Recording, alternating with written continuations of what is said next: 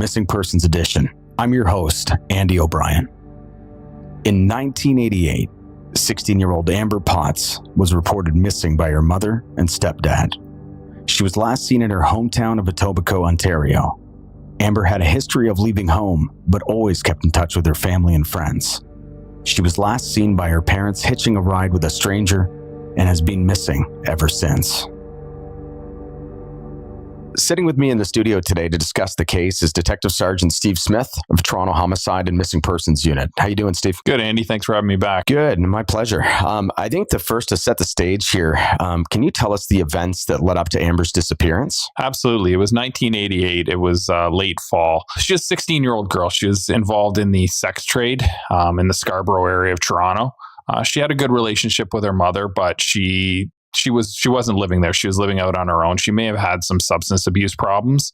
And unfortunately, sometime in November-ish, Amber stopped conversing with her mom, which was almost a daily occurrence. So in December, her mother called Toronto police and reported her as missing. So it was definitely out of the norm.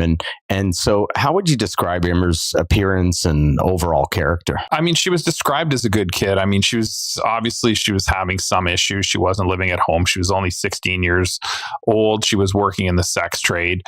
She may have had some substance abuse issues that triggered that. Certain boyfriends, obviously didn't help her out.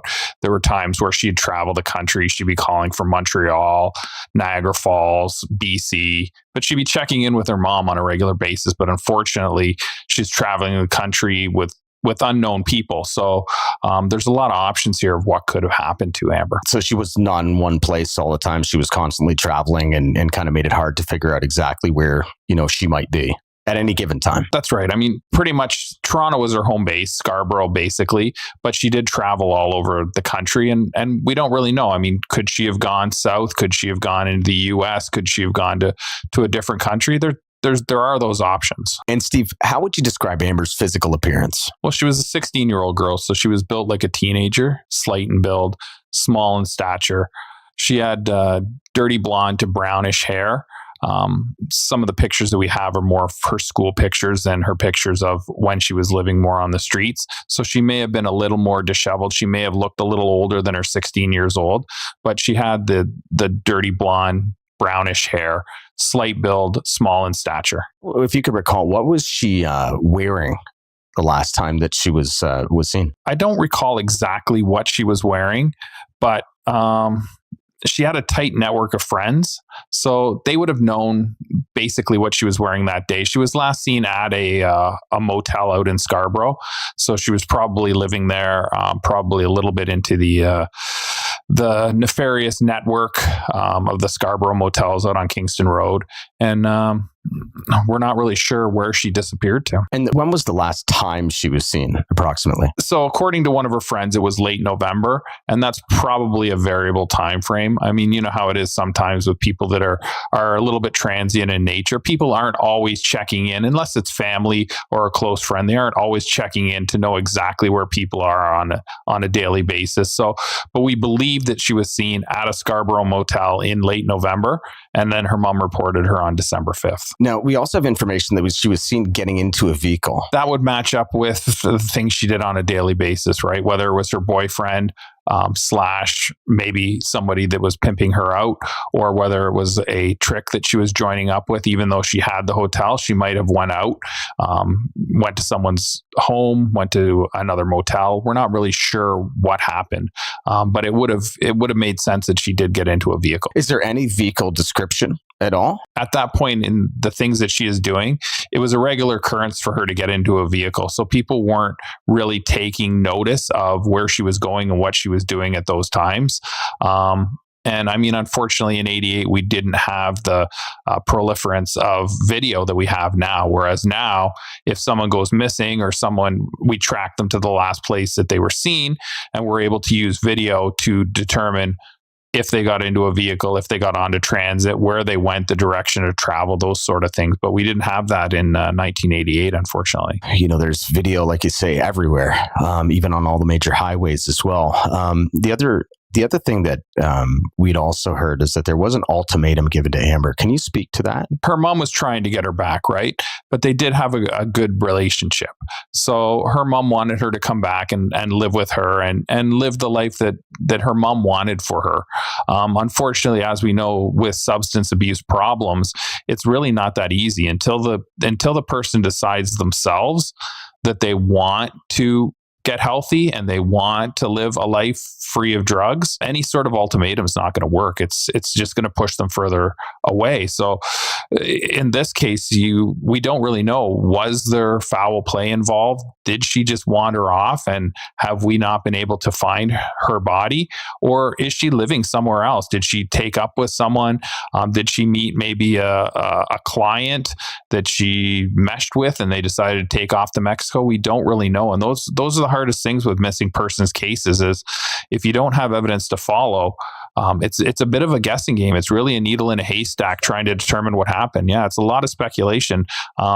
Obviously, we like to follow evidence, but sometimes you don't have evidence in these cases when people just disappear. Was there any type of individuals that were pondered at that time that could have potentially been involved? We haven't really had a number of serial killers in and around Toronto. Thankfully. But as far as serious sexual offenders or serial sexual offenders, the 80s and 90s, there were a lot of them because, as we said, I mean, there wasn't the tracking, there wasn't the video on every corner, there wasn't the tracking of cell phones, there wasn't the tracking of cards. So people were able to move around a little easier. They were able to get away with these sort of things. A random pickup, a random sexual assault. Well, your vehicle's not on video. You're not on video getting in and out of your vehicle in certain places or meeting up with people.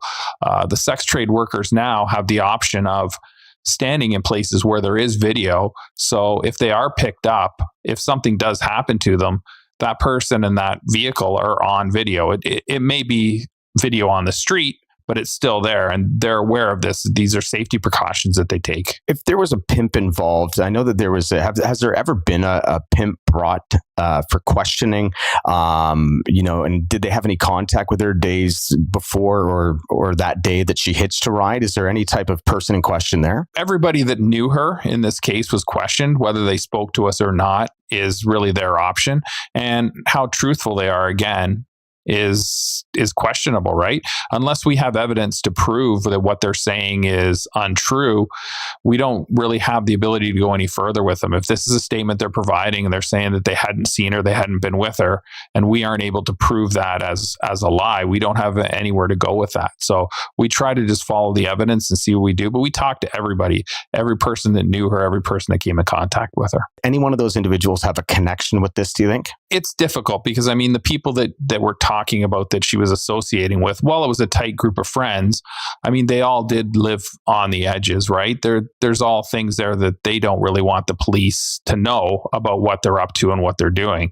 So it's tough to determine, are they being honest in what they're telling us, or are they hiding something in order to protect something that they may have done in the past or the future? It's tough to figure that out. You really have to get in and you really have to talk to the people and try to use all the different interviews, kind of put them together to develop a theory.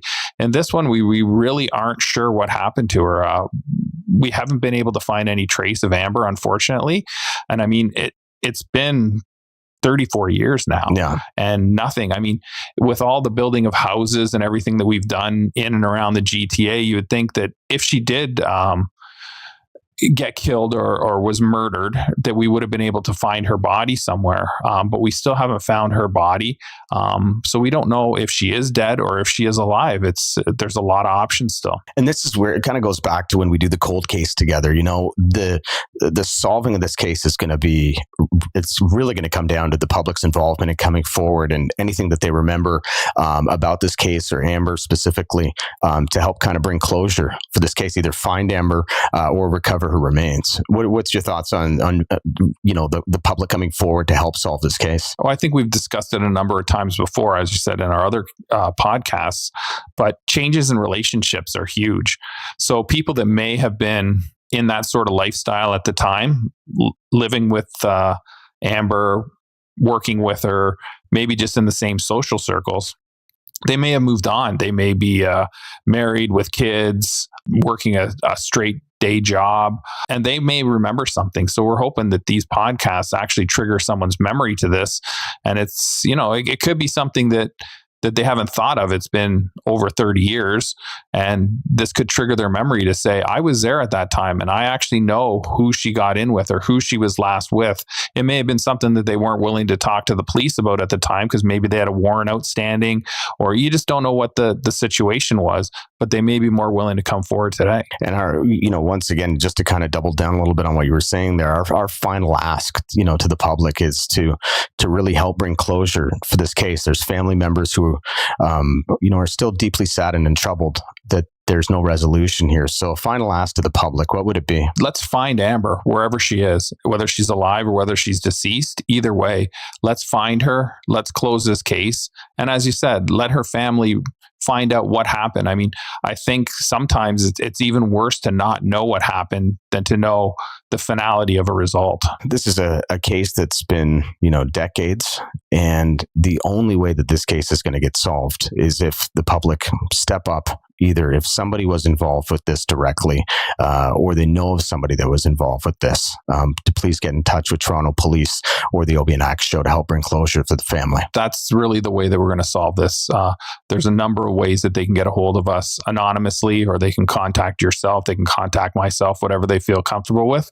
But that's really what we're asking of the public. So we hope that someone that's listening to this can provide us some sort of closure. Thank you very much for being here, Steve. Thanks for having me, Andy.